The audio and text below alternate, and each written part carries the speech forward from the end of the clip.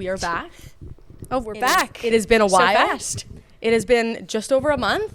But, you know, we needed to put in those hours so we could have a very special guest today. Sam Weiderhaft is here. He is a play-by-play broadcaster for pretty much everything in the Grand Strand. Yeah. Welcome to our podcast, Sam. Thank you guys so much. I appreciate the tour before this and getting to see everything and what you guys do every day. And can't wait to talk a little shop on the podcast today. Yeah, well, we have a lot to talk about because this man wears many hats. Yes. But first and foremost, I have to ask you. So I do a lot of research before people come onto the podcast, just so I know like what your journey is and everything. And I came across your Instagram. Yikes. And for the record, some people do not delete anything off their Instagram. Sam, you are one of those people. Yeah, I've kept a lot. Yeah. Teagan, I'm not one of those people. Okay, yeah, because you will not find anything from high school on my Instagram. Same. Like you'll find a graduation photo and I think a photo from prom. That's it. Yeah, you will. I mean, granted, you graduated a lot sooner or a lot I did. more recently than I 2019. have. Yeah. But Sam, are you a Swiftie? Oh, man. First question right out the gate. I am. Yeah, proud Okay, Swiftie. let's go. Since I was in middle school, so I'm an OG. Oh, okay. But yes, I love Taylor Swift. I went to her concert back in 2018 when she was on the Reputation tour. That's the That's picture we the So found. found. that's what it was. Yep. I brought one of my best friends with me, and he became a Swiftie after that. So he got to go to the Eras tour. I wasn't able to go, unfortunately. But No. you know, yeah, it was probably one of the best moments of my life. I was on the floor for it, like it was incredible, and yeah, I love her music, and I've been a fan for a really long time. Are you a Chiefs fan though? No, I. Okay, good. Thank God. That's been a little much. That's been a little much to kind of keep up with. But no, I mean I love the music. That's- No shame at all. Favorite song? I was gonna say favorite era, but that's a good Oh, one that too. too. Yeah. I like the title track off Speak Now. I like Speak Okay. Now a lot. Yeah. Yep. I love 1989 is probably my favorite album. I from have her. that. I actually have that CD. I do too. My mom got it for me when I was in high school. New Romantic's a great song off that. Wildest Dreams obviously is a classic. Yep. There's a lot of them. I have a whole playlist, favorite Taylor Swift, and it's like over 100 songs, and you just put it on shuffle, and you can never lose. Dang, I might need to get that playlist That's at the end of valid. this. That's very valid. I yeah. like Scream Sing, Don't Blame Me, from I believe it's Reputations. I think it's Reputations. Yeah. Yeah. It's certified banger. It is. And at That this whole point- album is a banger. Yeah, I mean, it really is. It's a rage album. Like you can for sure tell. It was is. female good rage. workout album. Yeah, absolutely. That's what Because I use it it gives for. you motivation. Like when I play that song, I'm walking the dog. I'm like, all right, stretch your stuff, and I'm just like going, and the song ends. I'm like, oh wait, sorry, Yeah. I'm not on the runway. Yeah. No, I love her. I literally since I was like probably 11, 12. Wow. Big supporter. Actually, Valid. so I haven't seen Taylor Swift since like as a headliner anywhere. But my very first concert when I was a kid was Rascal Flatts, which they're coming to They're CCMF. coming to CCMF. That's right. Yeah. Super excited. When I heard that announcement, I like teenage schoolgirl kicked my feet and giggled. I was Yep. so excited. But I saw Rascal Flatts, and I want to say it was like 2006 or maybe 2008. And Taylor Swift, curly hair, glittery guitar, opened up for them. Yeah, I And think like she was yeah. kind of a nobody still at the time. Right. Yeah. Which is weird concept to think. I that know. She's a nobody. Yeah.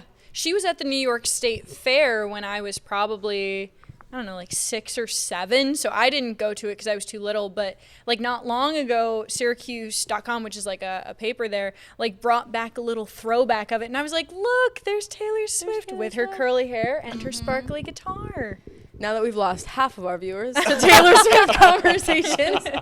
Hey, I appreciate the prep though. Nobody's. I only let a few people into that, so you were able to find that out. Do the investigative work and. Thank you. That's all I do. No, I'm just kidding. I was actually so thrilled to see that you had so much content. I was like, oh, this is gonna be great.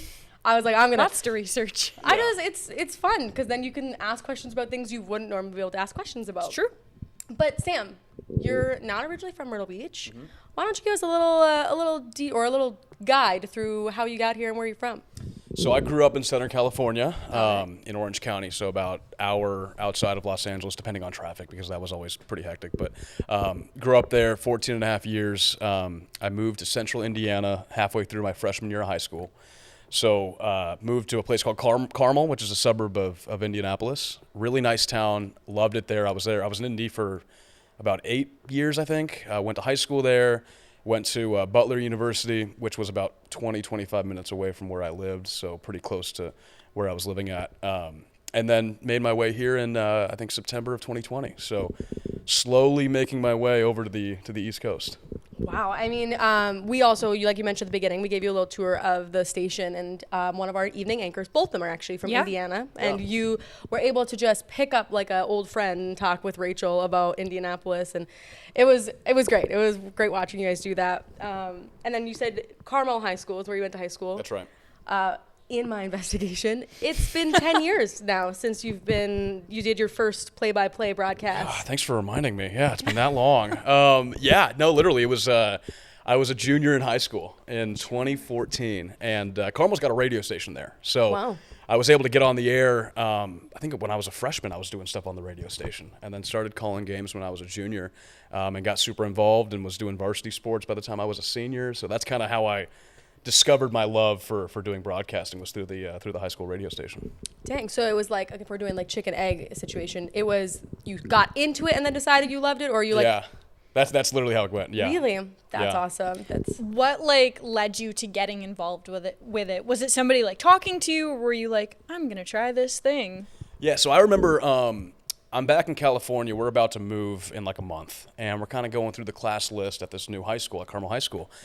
And my mom sees this class called Mass Media, and she was like, I think you'd like this, because my mom's a big photographer.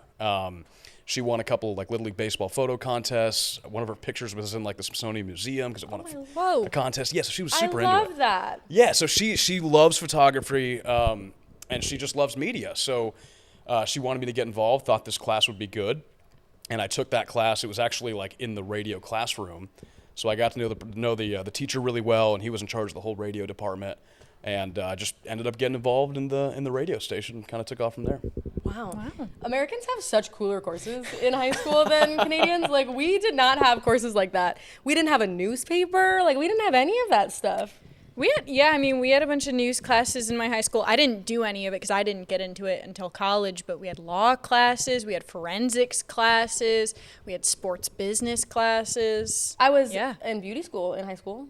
We had something like that too. It was called BOCES. It stood for something. I'm a beauty school dropout. Wasn't for me. That's a good song. Yeah, it was. It's a great song.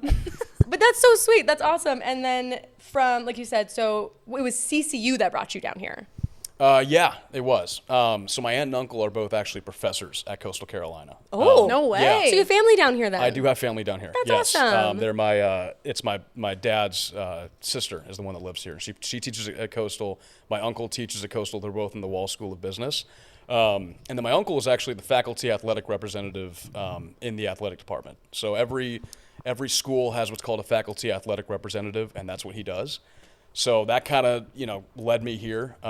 He was able to kind of put a good word in and get me started when I graduated, because I graduated during 2020, right in the middle of COVID. The pandemic. Yes. You guys are pandemic people. Yeah. No, it was horrible. That was my freshman year. My first job out of college was serving at a Tex-Mex restaurant. I actually saw that on your Twitter. Dude, your research. That's incredible. You had posted, let's be very clear, guys. He posted about it like it was like, I've committed to. Yeah. And it was hilarious. I thought it was so funny. And I was like, what is this? And then Did you just like scroll back through his whole Twitter? That was almost 5 years ago. I had a lot of time. You know what? I let people into my life. I love it. I certainly do. I love it. And like then you feel like you know them, and then maybe they're more likely to listen to you. That's right. That's the whole thing. But I've cracked the code. But continue. Sorry, I interrupted you. No, and that's kind of what got me started. So I got a call back in June of 2020 from my aunt, and she was like, "Hey, if you want to come down here, like we can try and get you started doing whatever you want, just helping out in the athletic department." And I said, "Well, I'm serving Tex-Mex food, so might as well put my degree to use." And that's what I did. And I didn't think I'd be here for 4 years, but looking back on it, it's been great. I've gotten a lot of great opportunities since I've been here, and super grateful for that first opportunity. That is. What was your pandemic job? What were you doing? I was working at a TV station, actually. Really? I've only ever had like 1.5 jobs that weren't in the media industry, because my dad did not want me to get a job during high school or anything, because the world is dangerous. So he was like, no, you don't need to. So like my pandemic job was I was working at a station in Utica, New York. Like, really? And I was going out and reporting, and yeah, I never had like I didn't work in a restaurant or anything like that. I don't know. The perks of working in a Tex-Mex restaurant kind of sound like they outweigh the perks of working at a station. I mean, that's true. You know what? You get food. I get yelled at by people not wanting me in front of their building or whatever. Like the unlimited chips and salsa. I got half off like burritos. It was incredible. that's that, phenomenal. honestly, guys, I'm putting my 2 weeks in right now. I'm going to go work at a Mexican restaurant. That sounds amazing. But that is tough, though. And, like, I guess you're really blessed to have somebody who can kind of bring you down here. And honestly, what better place to be during the pandemic than the beach? 100%. No, it was a great opportunity. And like I said, like when I first started at Coastal, like I was just kind of doing things, whatever the athletic department needed. So it was just a whole bunch of different jobs. I wasn't really broadcasting. They knew that's what I wanted to do eventually. Yeah. But I was just, making my face known and just trying to be the best team player that I could. And then had some opportunities open up. I remember the first broadcasting opportunity I got for them was the women's basketball radio job. So that job opened up. I was able to take that and go on the road with the team that first year. And then I did some baseball work in that spring, and then the Pelicans job opened up, and I was able to get over there. And I mean, the doors are just they're opening Flying all over the place. open They're for flying you. open. It's been really lucky, but a lot of really great opportunities here. That's for sure. So then for those listening, you mentioned a lot of CCU coverage. What sports do you cover for CCU? We're talking about like play-by-play, I guess, because you do PA announcing as well, right? I do, yeah. So, I mean, it's just about all of them. So the main thing, I mean, I do play-by-play for a lot of their ESPN Plus broadcasts. So men's soccer this year, softball, baseball, and on the radio, I do football. So I do the pre and the post game show for football. I did the PA for football the past few years. This year, I moved over to the host job. I do the PA for men's basketball, and there's a lot I got to think about here.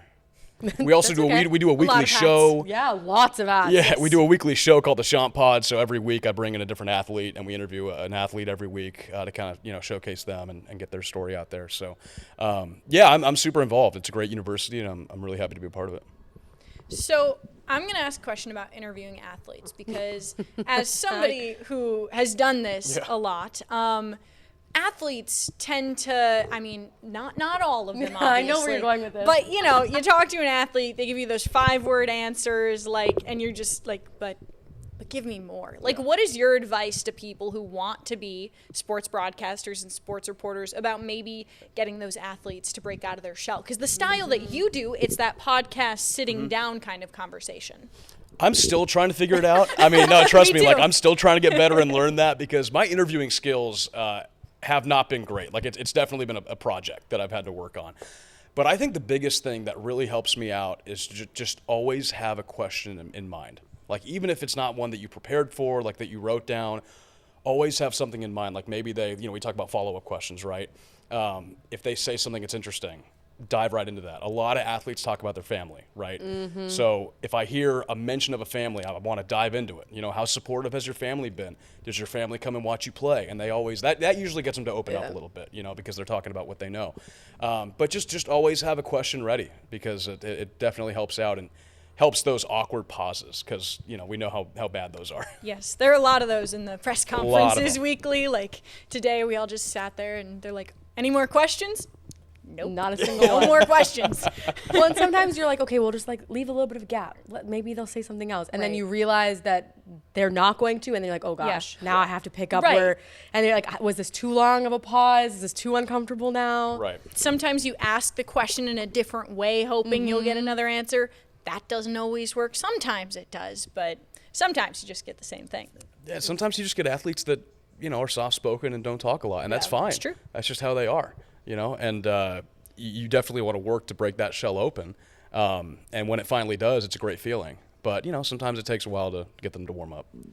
So for you at Coastal, because you've grown in your roles and what you've been doing broadcasting-wise, but I've asked this to other people on the podcast, what's it been like to watch just Coastal grow as a program, as a university? Because even in the year and a half I've been here, there have been a ton of big changes. Oh, yeah. Yeah, it's been incredible. I think if there was ever a time to be involved with Coastal athletics, it would be now. I went to Butler University and I graduated in 2020. And Butler, what they're famous for is they made back-to-back Final Four runs in men's basketball. in 2009 and 2010. And they made the national championship game both years.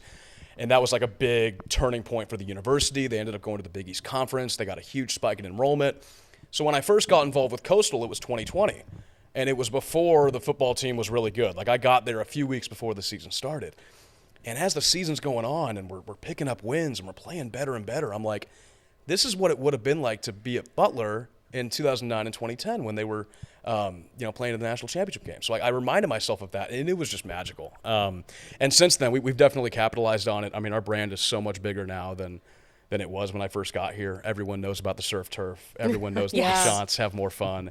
And, it's just really cool and exciting to see the brand just continue to grow, not only in the Myrtle Beach community, but also nationwide as well. Do you do PA for football as well? At I did. I did for 3 years. Oh, So not I this did, year though. Not this year, no, because this year I moved over to the radio broadcast. Right. But I was gonna ask because we asked this I think we asked this to Gray. They've brought in crowd surfing to the student section. I was like, Yeah. where are we going with this? This conversation will never die because I'm so concerned for the people who She's choose. so curious. I'm so I've curious. never seen it done. I've been at all the games, and I'm with you, Teagan. I don't know if I've seen it. Well, you the haven't only been. time it's been talked about was before the season because I talked to Chance Miller about it, and he was like, oh, this is a thing that the students are going to do. And I was like, all right, Chance, I'm ready. Yeah. And then we were at that first game. I saw no surfing, and I have not seen it since. So, and if there was any game to do it, it was the App State game. Yeah, So, you're right. That was what, last week? That was 2 weeks ago. Marshall was last Oh, weekend. right. I know. I'm back up in the second floor of the press box. So like the play-by-play and the color are down here. I'm up here, kind of controlling everything. So I don't have the best view of the student section. Okay. But I mean, They're the whole game day experience this year has been awesome, and I do get a little bit of FOMO not doing the PA anymore because I'm like, this is just so cool with the fireworks and the new entrance and just how much more excited people are this year. It's definitely a special thing to be a part of. Do you have a favorite Coastal broadcasting memory? I know that there are a lot to choose from. It's been 4 years, yeah. Yeah, I mean, doing PA, I love doing the football games, and whenever we had a big third down, you hear the third down, and I guess nobody at Coastal who had done PA before me was really doing that. So I step in and start doing it, and everyone's like, "What's this? This is awesome!" And I'm like, "Well, everyone does this." They do it at so many colleges. know. Yeah, what? So I start doing it, and it was like a big thing, like, "Oh, he's the third down guy," and I'm like, "No, I'm just doing what everybody else does." But whenever it was like a big third down, and the whole crowd would get into it, and you get that immediate response, it's a feeling unlike any other. Just like injected in your veins, like Yes. excitement. That's what I love about doing PA is that immediate crowd response. As a follow-up question to that, so sometimes at the game, the PA announcer, well, not sometimes, all the time, they'll go, that's a Coastal Carolina, and then everybody is supposed to go, first down. What was it like for you when the audience just didn't respond like you wanted to? Well, Did when it make I you was sad? Like, it makes me sad when they don't do it. Wait, When they I don't was- do it? Well, there are times that, like, you don't hear it very prominently, and I'm okay. like, guys, what are you doing? I scream it. It makes me feel better. So I did it from 2021 to 2023, and we had a lot of success during those years. So most of the home games, the fans were like really engaged, and they were doing it. I can't remember one time where I did it and I didn't hear That's that good. first down right back. That's So, good. it's that immediate response. It's like addicting. I love it.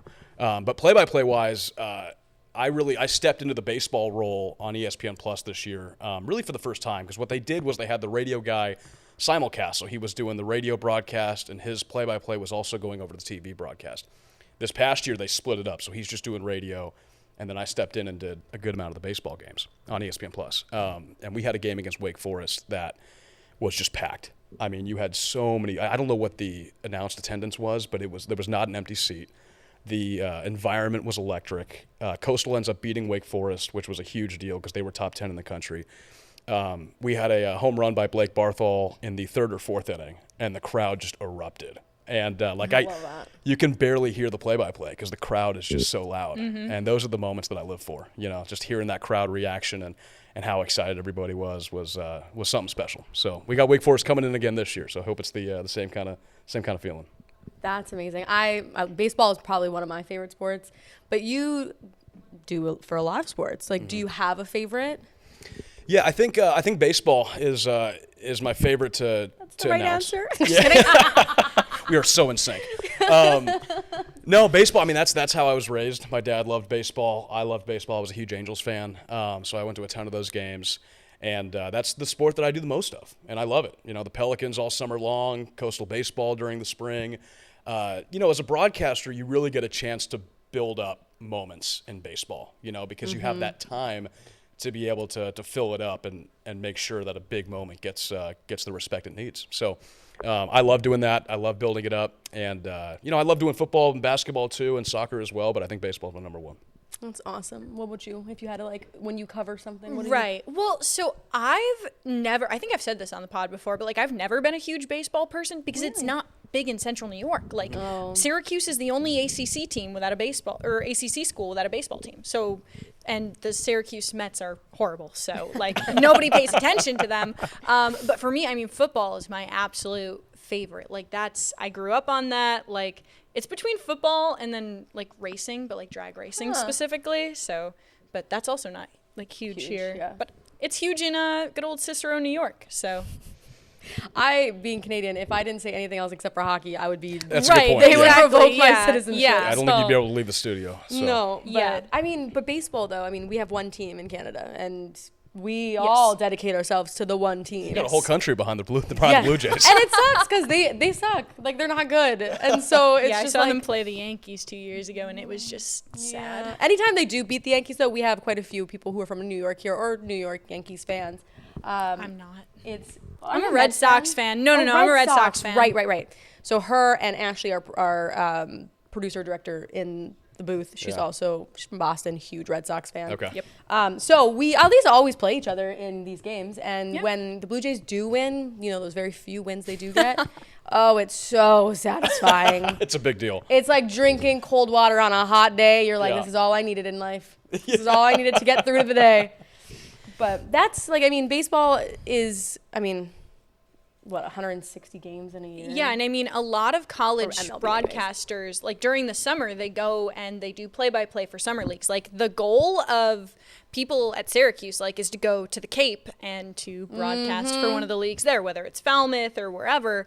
Yeah. But, so for you, as a question kind of for those broadcasters who are doing that, how do you set yourself apart play-by-play wise? Because a lot of these college programs are teaching a specific way to do play-by-play, and you listen to every single one of those students, they sound the same.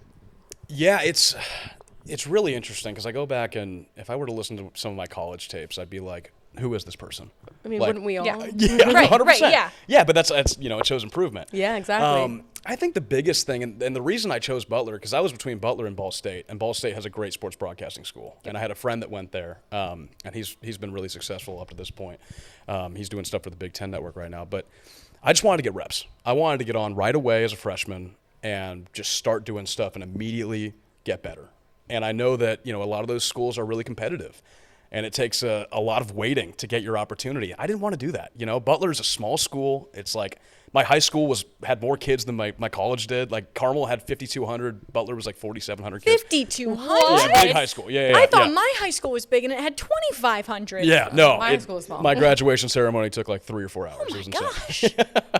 But I had done so much at Carmel that I didn't want to stop the momentum. I just wanted to step into Butler and get going. And I think it all comes down to reps. You need to be able to, get a reel and be able to get it as much preparation as you can to be able to get that good reel so you can send it out. And that's what I was doing with, when I got to go to the Cape Cod Baseball League when I was who did you cover? I was the Bourne Braves. Oh, there we go. I was at the Bourne Braves for a summer. But it took a while. It took a lot of. Don't choke. I'm dying over here. I'm kidding. It was it took, because that was going into my senior year, and it took 3 years of doing baseball games to be able to get something I was proud of.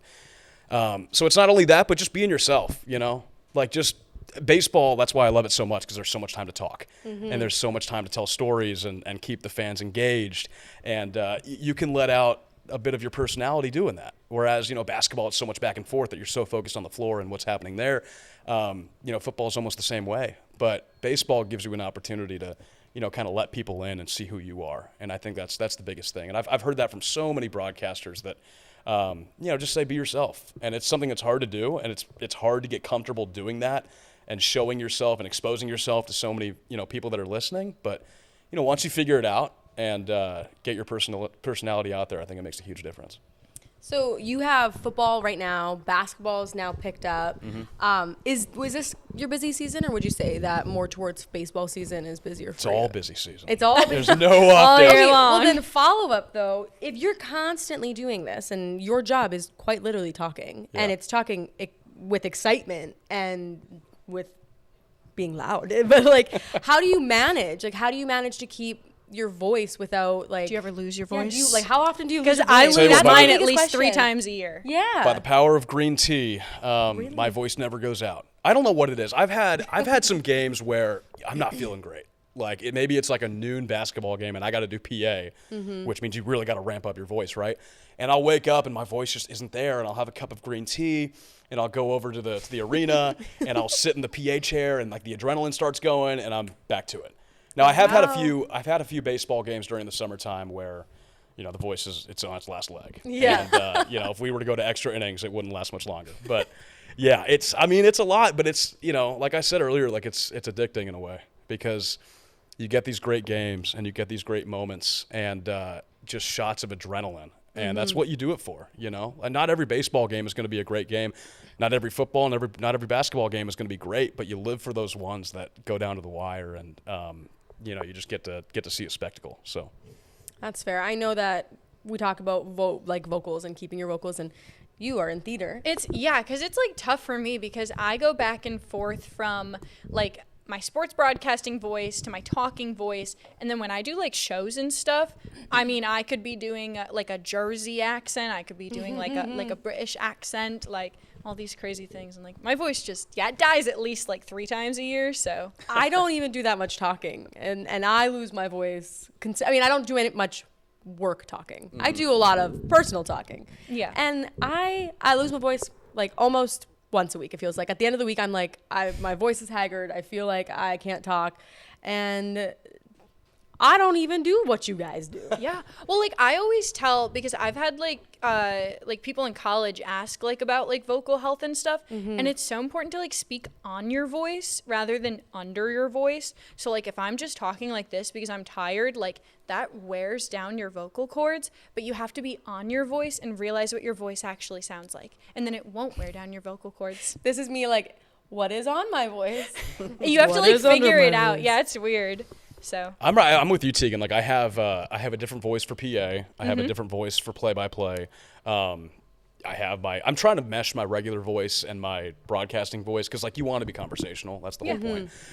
But no, my dream is to get a Lipton sponsorship. So I will hammer there you green go. tea before every game. It's always a cup of green tea and I'm good to go. We actually joke almost every episode. we joke about somebody sponsoring us. Every time. At For a while, Lipton. we're trying to get a pizza sponsor because That's we I really like wanted that. pizza. Yeah. But there you go. Just shout it out. Hey guys, if you're listening, anyone who works with Lipton, Yeah. Sam's Please. looking for a You guys give me sponsorship. life, please. I will be the best spokesperson ever. And now when you go home in a couple weeks, it'll just be like a box of green tea I at your know. door. I'd love that. Wouldn't that be great? I'd love nothing more. Wow. Oh, if I could just get swag, just like you mentioned something and all of a sudden, because like when I see on TikTok a lot of people who are like, oh, I had extra wedding invitations, so we sent them to businesses, and then they come home and there's these boxes like from Chick-fil-A. Yes. Or like I'm pretty sure TikTok Shop sends you things like. Yes. Just start every time you go somewhere or you're on a podcast, you're talking, be like, oh, and this is my Lipton's tea. Yeah, I should just bring it with me. I think Just that's a like- great idea. Yeah.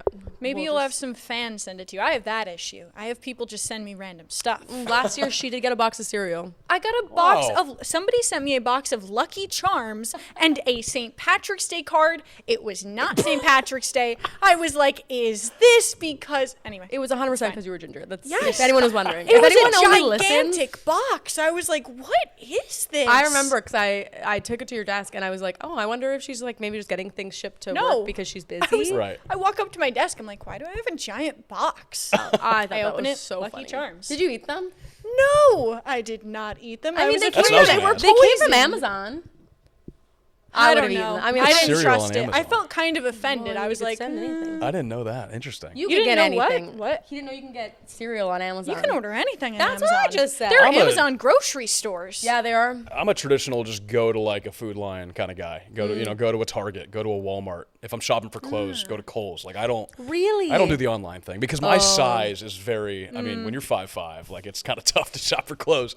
So it's it's not the easiest. I would rather, this is terrible, and anybody who's listening to this who may be in my money habits, I would rather buy something online, and if it doesn't fit, it'll sit in my closet for a year, and then I donate it, and then go into a store. Like, I don't like going in dressing rooms. I don't like trying anything on. I eyeball it. Okay. Wow. Yep, I have to eyeball it. See, I mean, if I buy an extra small, like I know it's going to fit 99.9% of the time, but that's my stat. I don't know. I've never really bought something and then like it doesn't fit. So, Well, I mean, and you were talking about like having a specific size. I have like I have a gripe with I knew I was going to say that, and Ashley is going to be gripe. so mad at me for saying that. I have a gripe with women's sizing because I have these pants that I'm wearing. There's beautiful pink pants. They're if very anyone's nice. not They are. or listening and not watching. These are a size 4. That is like my base size.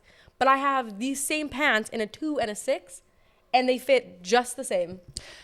I do have that issue with jeans sometimes. Like it's either like a 0 or a 2, and it's like which one is going to fit right. Like, Well, the just length never is always know. I mean, these are my favorite jeans, right? But the length is always the problem. Got to roll them up. Ah. So it's like, yeah. I mean, those are really nice jeans for the record. I They're appreciate that. lovely. Thank you. I one day will be adult enough to go to a tailor. Yeah, I've been a few times. I'm not there yet, but like I have jeans or I have I can pants help where you. like I do it myself on some of my clothes. Well, and my this- skirts are usually like too big, so I have to sew it. my family's easy. probably super disappointed because like I literally come from a family of seamstresses. Like Oh my they goodness. immigrated from Portugal to Canada and they worked in a factory with jeans and Family stuff. tradition. And Wow. I mean, I could fix holes and stuff, like, you know, little stitching here and there, but I could not do the whole hemming. And my problem is usually if I get something to fit, it gets a little loose around the waist. And then I'm like, well, that's just how it's going to be. I'm just going to stuff a heavier shirt in there. Like, No, I'm very familiar with getting tailored for stuff because they don't. I mean, it's always too long, right? It always goes too long, so you got to fold it in, and I was just too lazy on these, and I just folded it up. I honestly prefer longer pants just because if I wear something that's heels, I like that it passes That my makes feet. sense. Like, Yeah. I don't like when it's like, especially leggings, like Lulu leggings or whatever, I prefer them to be Yes. super long. Well, you can get now we're going way off topic. Yeah, if you, super off If you topic. buy leggings at Lulu, you can have them tailor them. Like you go there and they'll tailor them for you. Yeah. Yeah. We usually fall off topic at least twice. At No, that's least good. We are on twice. schedule. Yeah, I love it. We're perfectly. I What were never we get to talk talking about- about before we started talking about clothes? I never get to talk about my jeans to anybody, so I'm There glad you that go. I have an And outlet now to you know talk what? about it. This is the perfect time. Do you want to say hi to your mom while we're here? Hey, Mom. There you go. Hi, Mom. Hi, Dad. There you go. Honestly, this is the perfect time to go off topic. But It is. winding back, I have no idea where we were, so I'm just gonna go We were straight. kind of talking about baseball Yeah. and broadcasting, Something like vocal that. health, and then we Yeah, got that's to what it was. Lipton. I remember. I have no idea how that happened, but I'll wind back into your career. Yeah. So your social media is truly a roadmap, and it's taken you through all the things, all the major accomplishments of things you've done, let's say over the last 10 years from Carmel to where you are now. That's a lot of, like you said, a lot of reps. What is something maybe that if somebody's like in your shoes, kind of how she mentioned, someone's in your shoes or wants to be in your shoes one day, what is the most challenging part of that journey for you? Well, first off, the social media thing. I mean, I hang on to a lot of that stuff because, my phone's been gone through so many backups at this point. I don't want to lose my photos, so that's like the only place they live is Instagram and Twitter. That's so fair. it's like I just got to keep it there. I can't delete it because if I delete it, I'm not gonna be able to see it anymore. But there's definitely a lot of challenges. I mean, Teagan knows like it's a hard field to get into. It's a hard field to move up in, and you just got to be patient. But I think you have to have a really strong level of commitment to what you're doing and dedication because, the way the sports schedule works, like a lot of the big sports are around holidays and they're on weekends. Like when my friends from back home in college are all going out and, doing something in Florida or whatever, like I'm here doing Coastal, which I'm fine with because I love doing it. But people just have to realize that, you got to give up a lot. You have to give up a lot to be able to be in sports. And, the schedule is not easy. but you do it because you love it. And like I talked about earlier, like the games where I'm driving back and I have like a great feeling because it was a great game. And, I just got to see something special. Like that's why you do it. And those are the reminders that you get as your career goes on. But, sometimes a lot of the time it's hard, because you miss a lot. And but you just got to remind yourself why you do it and maintain that level of commitment that you had when you first started it. And you still love it today? 100%. Yeah, I love Teagan, it. you still love it? I love it. That's fair, but it's always good to ask. I mean, you could, some days I'm sure it always changes, right? Sometimes you're like, I love it a little less today. If you were to ask me in the middle of June, like in the dog days of summertime, like middle of July, I'd be like, I don't know. I should have gone to business school or something, but. I love it 70%. Yeah, like after the JMU game, like me driving back, if you asked me if I loved it then, debatable. Yeah. You need to get on some flight benefits where you could just. See, I don't mind the fly in. driving. It was just like leaving that JMU game was depressing. Were you at that one on the road I with was at them? JMU. That was depressing to leave. Yeah, that was a tough. I mean, we've had some tough games this year, but the team's battling. I joke with the radio guys all the time. I'm like, the reason we're not as good this year is because I joined the crew. Like that's what it is. I messed everything up. You're a curse. And that's just kind of throwing a wrench in things. But Don't let Chance Miller hear that. Well, that's a good point. so going back to the just like advice aspect, I think something also to maybe point out for those folks that are listening, whether they're students or whoever, thinking like, how can I get into this? Can you talk about how important it is to be well-rounded as a broadcaster? To literally like somebody walks up to you and they're like, hey, you know anything about field hockey? Like, could you by chance like help us out with a game? Yeah. Like, how important is it to just be well-rounded with all that? It's huge. I mean, you always have to make yourself, like in college, I made myself available for any opportunity I could get. I mean, not only just different sports, like I was doing women's lacrosse at one point, but just different aspects of the broadcast. Like I was doing camera, I was doing graphics, I was holding a wire. I held a wire for a whole game. I was one of those people. Yeah, and I had to coil it at the end of it. Like that was just a part of it. And you have to coil it a specific way. Yes, I was taught it many times and I still don't remember. Me neither. George is like, Teagan, what are you doing? I don't know. Yeah, exactly. No, but like and that's how you get your foot in the door, and that's how people know who you are. Like, my freshman, sophomore year, I was doing that, and that led to more opportunities down the line when I was in college, and I ended up getting to do some pretty cool things because they knew who I was, they knew that I was available, and that goes back to the commitment aspect I was talking about, where like you got to make yourself committed. If this is something you want to do, then you got to go, dive in right into it. And, just take advantage of any opportunity you can get. So, yeah, being well-rounded is huge. I mean, you got to learn, like I was telling you guys before we did the podcast, I did an internship with a news station and was in their sports, their sports news department or whatever and was helping out over there. And I didn't really want to be a news or sports reporter, but I knew that it'd be a really good experience and I would get to meet people. So it's all about it. I mean, Teagan, you started here as a news/sports. Yeah, and I mean, I did mostly news in college, and the reason that I was able to kind of get those sports opportunities was because I became so well known in the news aspect of things and kind of like that conversationalness, like being able to do discussions, and then they would be like, hey, maybe you can come on this basketball show and just talk about the game and do all this. Like, even if you, like, in your heart and soul are like, hey, I want to do solely sports, that's really hard to do in the beginning. Sometimes you need those ins. So, yeah, I started here as our news reporter / weekend sports anchor. And then as of the beginning of October or whatever, basically the beginning of football season, I was doing sports director stuff. Congratulations, by the way. I don't Thank think you. we ever I don't formally think congratulated you. we've said that on the Everyone's podcast. listening. Teagan Brown is now our sports director here at WMBF. I know, crazy. That's how long it's been since we've really had a sit-down discussion because we had Gray on the pod, and it's not really something that comes up naturally, but it just came up now, so congratulations. Thank you. But you were talking about how you dedicate time, and a lot of the time, those times fall on holidays, and bringing Teagan into this, but it's kind of sometimes could be a little beneficial. Teagan, where did you spend Christmas, 2 days before Christmas last year. I spent and Christmas Eve Was it there Christmas Eve? basically because we left on Christmas right. Eve. Yeah, I was in Hawaii last year for the Hawaii Bowl. It stings for him. It stings. He was not there. But yeah, no, I mean, like there are a ton of really cool opportunities. I mean, we went to UCLA at the beginning of last season. I got to go to Army. That was my favorite game I went to last year because the Hudson Valley is beautiful.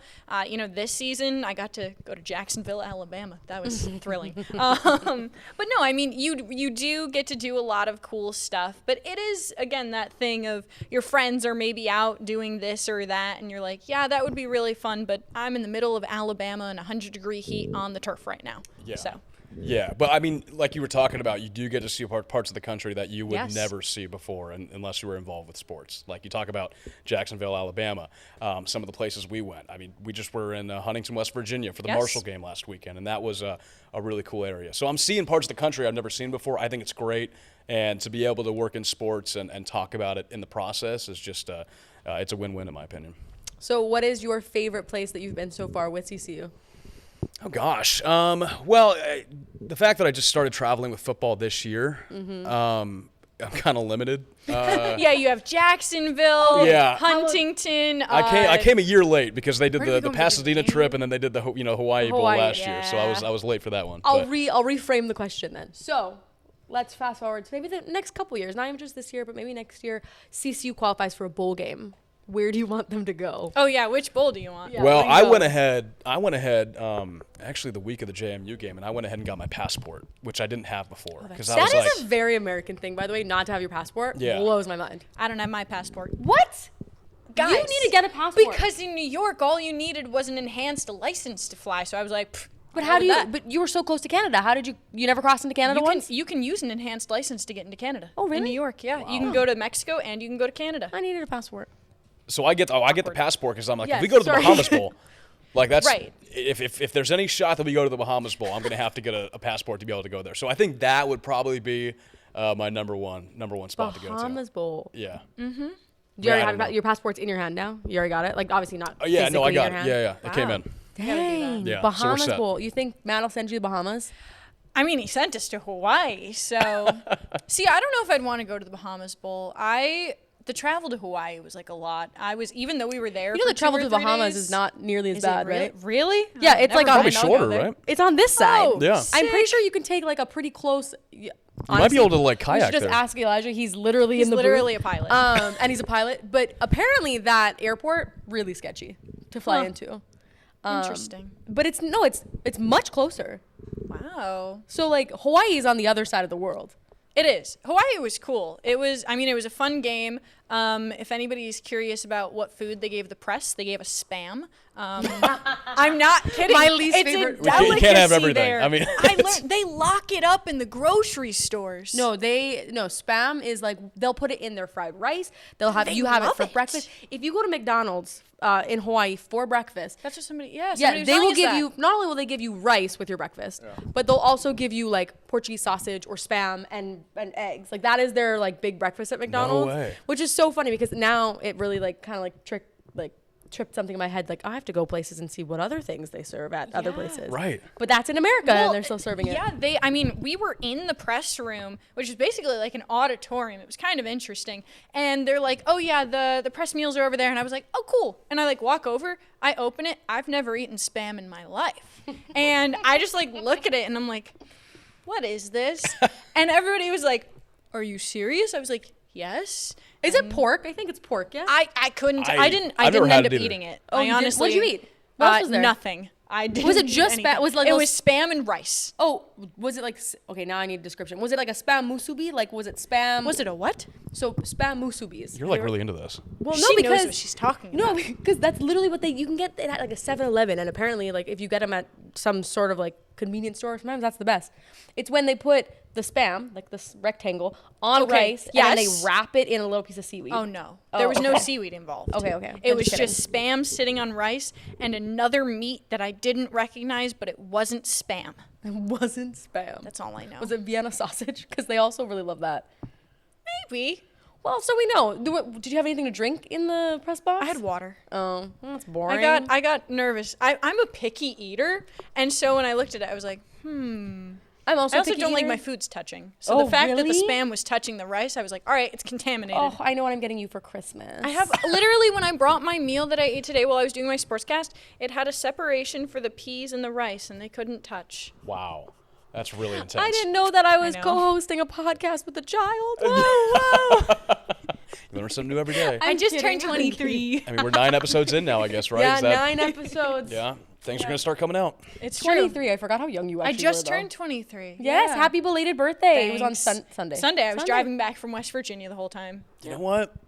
Could be worse. I mean, It could be worse, right. Yeah, she was at Could be Marshall. worse. Right. So okay, so we've solidified Bahamas. You want to go to Bahamas? Oh, yeah, I think that'd be Bahamas. sick. That's Yeah, I what think it'd be a we're cool talking experience. We'll manifest that. We'll just okay, guys. We're going to the Bahamas. I don't know if I'd manifest it for this year, but maybe next year, maybe. Yeah, we'll see. What about you? So would you go back to Hawaii? Is that your goal?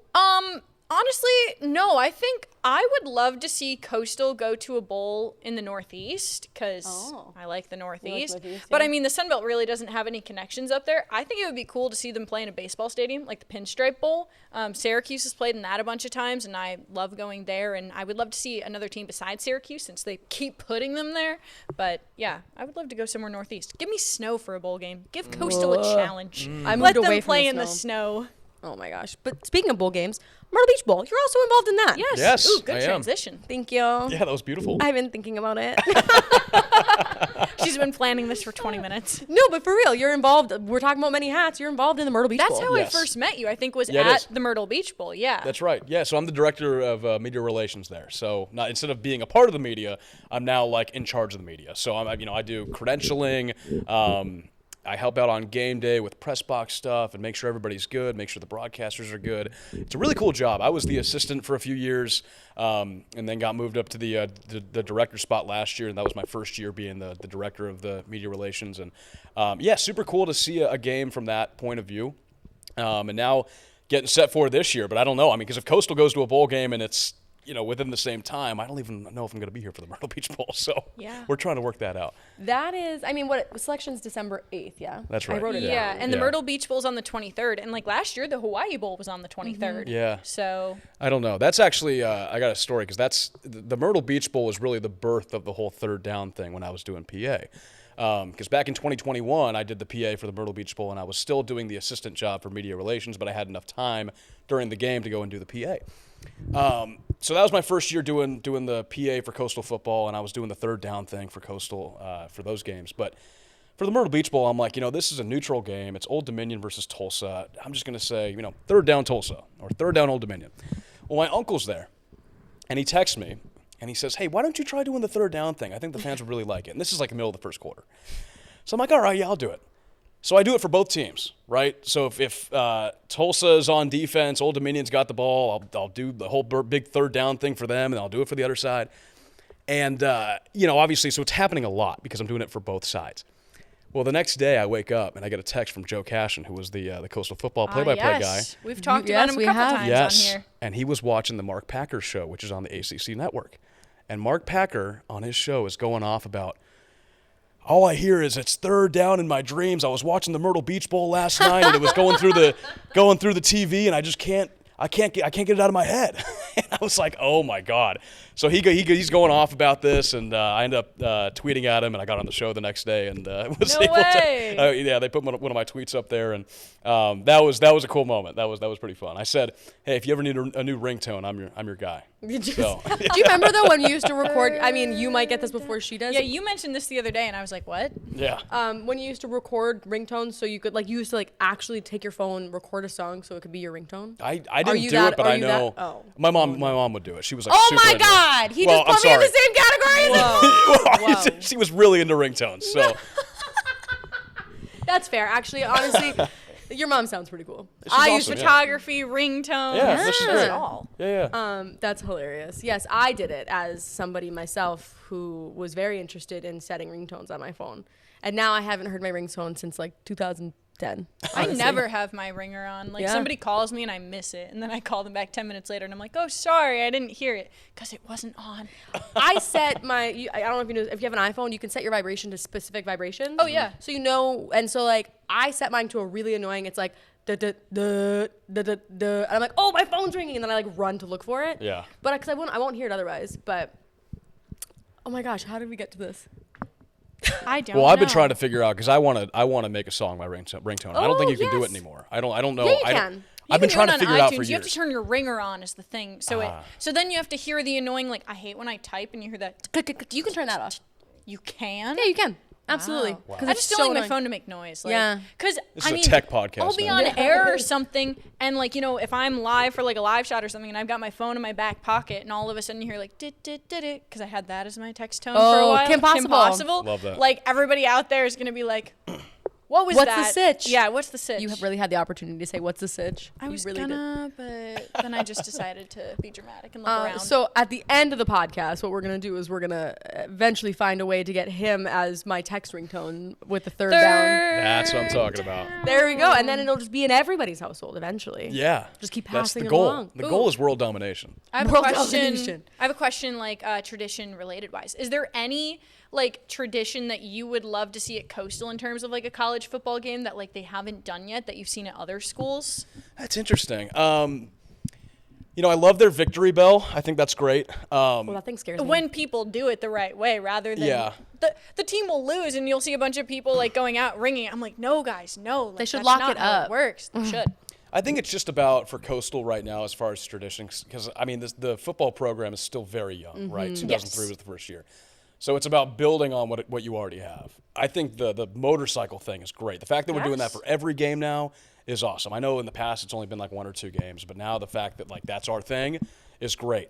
I grew up a USC fan, which in my mind is Southern California, not South Carolina. That's it's Right. always been Southern California to me. Right. So I was going to USC games as a kid, and they were really good. They were winning national championships, and like I remember there was a specific lamppost when you walked to the stadium, you would kick the bottom of it for like good luck. And I love that. I didn't kick it one time, and we lost to Stanford as like 42-point favorites. It was Sam. my dad still teases me about it.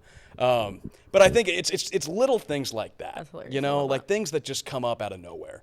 And people just stick to it. But no, I think for Coastal right now, just capitalizing on what you have right now and just continuing to build it because it's still like a really, really young program. So then what is your stance on storming the field after a big win or an upset? I love it. I mean, it obviously depends on the situation. Okay, right? I'm listening because I'm on the opposite fence with you. It depends on the situation. Like when I was at Butler, we stormed the court twice. We beat number 1 Villanova back-to-back years. So obviously, really oh, they are. They were. They're not anymore right now. But like that was, I think that warranted a court storming. We had one a couple weeks ago that I just did not understand. App State. Well, not Coastal. It was someone. I was going to say, I was like, that's the only time they've stormed. I saw that. Yeah, I wasn't too against that one because, obviously we had lost 3 straight games and the fans were really fired up, and that's our big rival. App State having a lot of problems this year. They're not as good as they've usually been. So, that was a little questionable. But, the fans just wanted something to cheer about. And I was, honestly, I was just happy the students were there, right? Yeah. They stayed. That's what I was happy That student about. section was filled to the brim until the end of the game, and that is genuinely in the basically 2 seasons I've been here now, it's the only time I've ever seen the student section stay that long. Yeah, and that was good. And you know what? Like, let them celebrate after. That's totally fine. But Celebrating for staying the entire game. Here's your prize. Storm. it's baby steps. It's baby steps. But yeah, I think it's a circumstance thing. There's a lot of court stormings that I'm like, or field stormings that I question, and I'm like, what are we doing here? Like, this is it's a sacred thing, right? Like, it doesn't have to happen all the time. That is, this got brought up, I think, who did Vandy beat? Bama? Bama, yeah. Yeah, Vandy beat Bama, and then, of course, the uprights ended up in downtown Nashville. Yeah, Which that is was going to be sick. my follow-up question of how do you feel when they take down the goalposts? That's, like, the big thing there, yes. Because also, I never understand how they do it. Those things are gigantic, and they Right? somehow. How do they not hit I never somebody and hurt understand. somebody? I know. Yeah, no, it's there's got to be some sort of formula to it that someone's figured out. Someone has. But I just love that. I mean, that is a very special thing to take down the goalpost. Like, it only happens once every few years. For Vanderbilt, totally warranted. Yeah. Totally warranted, right? They've been horrible. And the fact that they had that huge win over Alabama was great. do whatever you want with the goalposts. I know that they're like selling it now, which is hilarious. Yeah, they're selling pieces of it. And how do you yeah. break apart a goal? Like you're like sawing it? Well, I think after they took it out of the river, then they were like Yeah, but selling it was salvaged. because you have to like put up new goalposts, and of course the school gets fined for court storming. So like Coastal got like fined for. Yeah. Or are they like, trying to make the money storming. back? Is that what they're trying to do? I think that's just always been like a thing in NCAA. Like you get Yeah. fined for that type of stuff. Oh no, I so- mean, but now that they're selling the pieces, are they selling it to make back the money they had to might be. spend? I don't They know. probably maybe, or it's going to their NIL fund or something like that. I know that when Tennessee beat Alabama a few years ago, they ripped down the goalpost there and threw it in Yes. the river, which it's fun. Like I just love seeing college students have fun because that's the whole thing about it. I will give you like the college students having fun thing. Don't litter. I don't want you throwing, and it has yeah. to. It's still littering, no matter how big the piece is. It's still littering. That's my big. Just clean up after yourself. Yeah, you know, yeah, party exactly. but clean up. Exactly. Yeah. Be a respectable partiers. They're college kids. I don't think know. that'll ever work. That's true. Actually, I was the college kid that like when the party was winding down, I was cleaning up, even if it wasn't my house. Like I That's was nice. I was Good always for cleaning you. up. I was an older college kid though, like so by the time I was at these parties, I was a freshman at 22. So like I was like, this is somebody's home. Or like, oh my gosh, they're not going to get their security deposit back. Me and my college buddies would be very thankful for your help. Yeah. Well, I I mean, know. I My was in a friends and I would sorority all be too, like, so "Oh, like how nice." we had to. We were always wearing your letters, right? Like, so if you were disrespectful to somebody's property, everyone's like, "Oh, that's Alpha Chi." Like, Yeah. she no good. Yeah. So I always made sure that everything was respectful, you know. Yeah. Except for frat basements, I couldn't do anything about that. There's no recovering those. There's no fixing those. We had one when I was a senior. When I was a senior at Butler, we had a basement that was huge, had a really long bar, a really nice area to just have fun at. And after like a Saturday night party on a Sunday morning, that was not looking too good. And I tried to stay as far. My room was all the way up on the top floor, just to be as far away from that basement as possible. Everything's just so sticky. Yeah, not great. College. All right, so I have one final question. I don't know how many questions you have left, but my final question is: any organization, any job, so maybe not play-by-play or maybe just PA, where are you going? What sport are you picking? What organization are you going to? It's a great question. Just growing up an Angels fan, I think I love that organization. I was going to games all the time as a kid. There's a whole bunch of pictures of me in Angels red. It was like a whole joke when I was in like elementary and middle school. Like, oh, Sam's not wearing Angel stuff today. So I've always loved that team. I think working for them in any capacity would be awesome. I love both parts of broadcasting, play-by-play and PA from what I do. But the PA aspect is just, like I talk about, that immediate response is so great. And when I was going to Angel games as a kid, like they had a PA guy named David Courtney. And his voice was just literally like angelic, like just like the team. Well, that's perfect. It was a great voice, and you would associate his voice with going to Angels baseball games. And so I was a kid, like I knew, I'm going to hear this guy's voice. This is great. And I've become obsessed with the fact that you could like associate somebody and somebody's voice to a team. Yep. So I think doing PA or play-by-play, whatever it is, but for the Angels would be my dream job. Like the next Vin Scully or Buck Martinez for us for the Blue Jays. Those are the voices. I actually love that you said that. Like you associate his name, his word, or his voice with those games. Yeah. I remember being a kid growing up watching Blue Jays games on a Sunday afternoon. The windows cracked open, and again, so being in Canada, when by the time baseball season starts, there's still usually snow on the ground, but it's maybe not as cold, so you can open that window. You're getting a little bit of that cool air. Mom's just cleaned the house. There's a game on TV, and you hear Buck Martinez's voice. It's a lullaby. Like you're like, I'm so interested in watching the game, but I also just want to take a nap because it's so angelic. It's so like nostalgic now. The Angels, that's a good one. Yeah, their broadcasters were great when I was a kid. They had a guy named Steve Fiziok, who was the play-by-play guy. Rex Hudler was the color guy on TV. And then radio, you had Terry Smith and Rory Marcus. And a lot of the time, I'll just go back on YouTube and just look at old clips just so I can like remind myself, oh my God, they were so good. And that's just like how I felt being as a kid, like watching those games and listening to those broadcasters and how they did it and how good they were. And like I said, representing them with the Angels. And that's what I've tried to do at Coastal. Like I've tried to be as available as possible and do whatever I could so that when people think Coastal, they're like, well, Sam Weiderhaft, he's the guy that does the games. Well, to be fair, and anytime I've mentioned anything about TCU, the first name she takes out or she says is Sam. Yeah, That is like absolutely. That's awesome. So you're already great. there here. And I'm sure the Pelicans not further behind Yeah. either. Yeah. That's awesome. And I mean, so dreams of going back to the West Coast then? About dead. Right. I mean, it's just, I mean, yeah, okay, doing the Angels job would be awesome. Yes, that's but the dream job. living there would be a whole different scenario that I'd have to figure out because I just, it was great to grow up in and be a kid. But knowing like what I know now and the price of everything, Adult and the traffic responsibilities. and adult responsibilities, then it's like, okay, all right, it's my dream job. You know, I'd be able to figure it out, but For the right price. For the right Yeah, price. You're listening, It's a dream Ellie. for a reason. Yes, Yeah. exactly. I love the Midwest though. My time in Indiana was great. You know, it was just so easy, no traffic. Like everyone's very nice there. Just an easy way of living. You mentioned the Midwest, and I thought I had. this is actually my last question, I promise. So there's a debate. I've had this debate with some other stations around here. Well, a little further down, Charleston. Somebody was trying to tell me. So I went to school in North Dakota, and somebody was trying to tell me that I did not go to school in the Midwest. You literally did. It's the middle of the country. It's the middle. So Yeah, this is interesting. this is a debate because Yeah. I'm pretty sure I can't remember. I want to say he was maybe from Ohio or from Indiana. Like I cannot confirm or deny either. But he tried telling me that North Dakota and South Dakota are not Midwest states. What do you call them? Do you say Right, they're you like can't the say plains? it's in the north because No, the north he- is New York I and think Vermont. he was trying to say that like it belongs to the West That's interesting. because like, what's I- Montana considered? yeah, I mean, I wouldn't consider Montana the Midwest. No, I don't either. I would not. We're on the same page with that. But if I don't know where the Midwest starts, to be honest with you. It's always kind of been a gray area. I'll tell you, it's North Dakota. Is that what it is?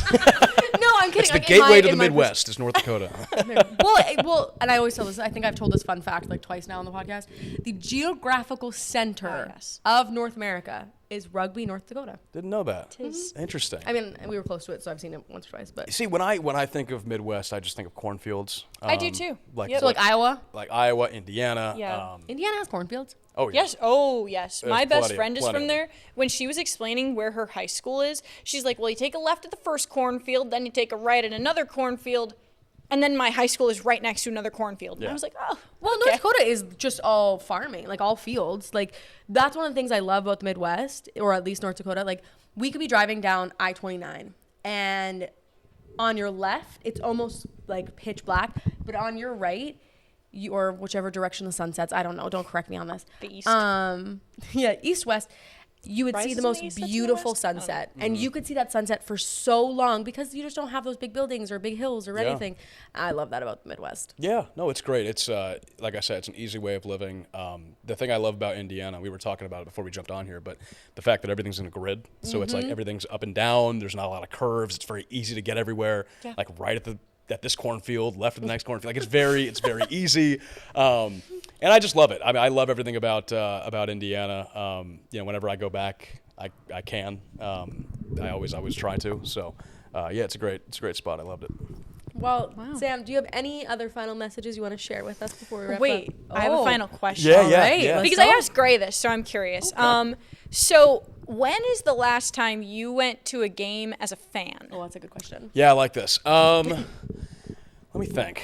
I went to a Braves game in September, Okay. and that was literally like their last regular season game. So I was able to carve some time out to go there. I went to a Phillies game when I was in Philadelphia when Coastal played Temple. Yes, So yep. You were there too. Yep. Not the Stop Phillies for game. a Yeah, stop for a I almost Phillies went to game. that game, but then there you was went I went to a play instead. Duality. Exactly. Yeah, I mean, Coastal baseball, when I'm not broadcasting, I try and just go because I love the Palace. Like, it's such a great place to watch a game. It's so relaxing. Everyone's in a great mood. So I usually go and enjoy myself there whenever I'm not on the air. But yeah, no, I think it's crucial to go to games and enjoy them Yeah. when you're not working because Right. it reminds you why you do it, because you're like, oh, this is what people do when they go to sporting events, and this is fun. And so it kind of helps me like remind myself, it's a game. Like people are here to enjoy themselves. Right. So as a follow-up question, let's say like there's the most like ideal matchup ever, like choose whatever sport, choose like whatever teams you would want to see battle it out. Would you rather broadcast that game or would you rather be a fan at that game? I would rather broadcast because the reason that I got into broadcasting was I'm a very emotional fan. And when I played sports, I was very emotional. Like I get hyped up. So the fact that I can still release those emotions through a broadcast and have like everybody else enjoy it too.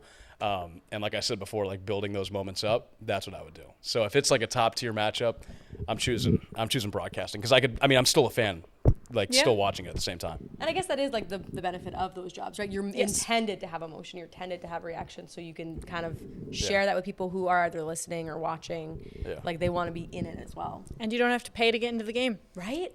That was best part about it. The biggest and you have a perk in good college. seat, whether it's on the field or in the booth. Yeah. Typically free food. Sometimes you get spam. Sometimes it's spam. Hey, you know what? We're not a spam hate podcast. If my mother-in-law is listening to this, we love spam. Just we don't love to eat it. I'll maybe try it someday. I'll bring some. If it's not touching other food. Okay, that's fair. I'll bring it in its own separate container. Perfect. There you go. Well, Sam, you've got still a pretty busy schedule ahead. Yeah. Do you want to share some of those events that people can listen to you or watch you? I guess you can't really watch you, but listen to you. We've got the Myrtle Beach Invitational coming up this weekend, so that's Thursday, Friday, and Sunday. A great field of teams this year on the men's basketball side. So I'll be doing PA for that. I'm actually stepping into Princeton's broadcast on Thursday night and doing their play-by-play for their radio broadcast, which will be super fun. But I'll be on ESPN Plus for Coastal all women's basketball season. So the Chanticleers are really strong. They got off to a 4-0 undefeated start. They look great so far this year. So I'm super excited about that. I'll be doing PA for men's basketball throughout the wintertime as well. And then the calendar turns, and we're looking at Coastal baseball season coming up in February, which I'm sure I'll be a part of on ESPN Plus. And then you got Pelicans baseball coming up in April for our 26th year on the Grand Strand. So just like that, 2025. Yeah. We're already talking about it. Crazy. I'm already planning the schedule for next year. It's kind of crazy, but we're getting there. That's awesome. Well, thank you so much for joining us today. And you guys can check out this episode wherever you get your podcasts. So on if YouTube. they're listening to it, aren't they already listening to it somewhere? Well, you can listen to our other episodes because we did a really great episode with Gray Bray. We did. This is his pal, and we're just going to keep doing that. And Facts. So YouTube, Spotify, Apple, and you can catch Sam at any of those CCU things that he just mentioned. Yeah. Or a Taylor Swift concert. Or Who knows? Hey, you know if what? I'm lucky enough. I think it's her last show this Sunday. It might be. I don't know. It's this Sunday. Yeah. We'll see. We'll see if he pulls it out and he actually ends up in gonna fly Vancouver. there? Yeah, exactly. Vancouver, British Columbia, in case anyone was I might curious. have to sit this one out. I don't know. We'll see. That's funny. Let's get him to an Eras Tour show before it ends. Let's do it. Please. All right. Well, thank you so much for joining us. Absolutely. This was great. Bye.